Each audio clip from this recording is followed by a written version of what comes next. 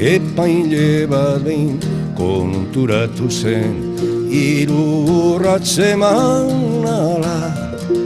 Egun eta gau, gau eta egun, norbait segika zeukala.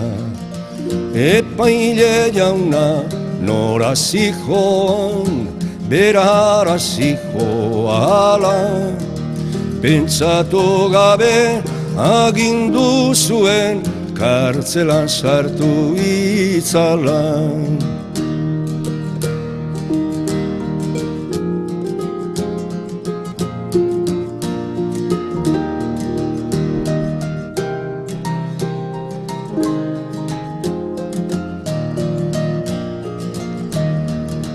Bere baitako sentituko zen, epaitegiko marrazo. Batzun aldetik ez zuen izan, ez kritikak ez arazo. Edabidek handimandiek hartu zuten gozo, titulatuaz delako itzala, arriskutsua zen oso.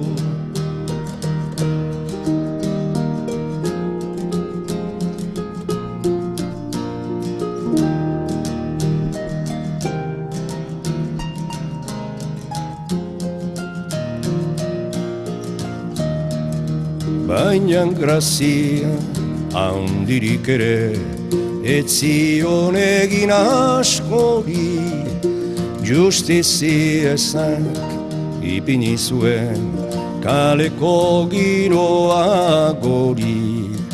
Haur txiki batek kontatu zion, begira epaile ongi.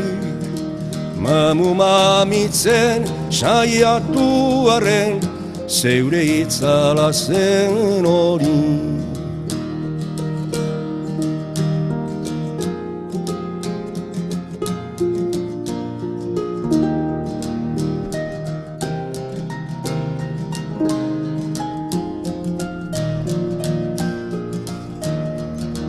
Epaile jaunan konturatu zen, biztan zuela uzkia, haren dardarra ezin egona eta kopeta bustia.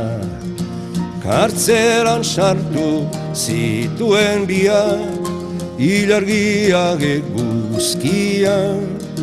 Egia esan zion haurtxoa, ta mugitzen zen guztia. Kartzelan sartu zituen biak, ilargia eguzkia.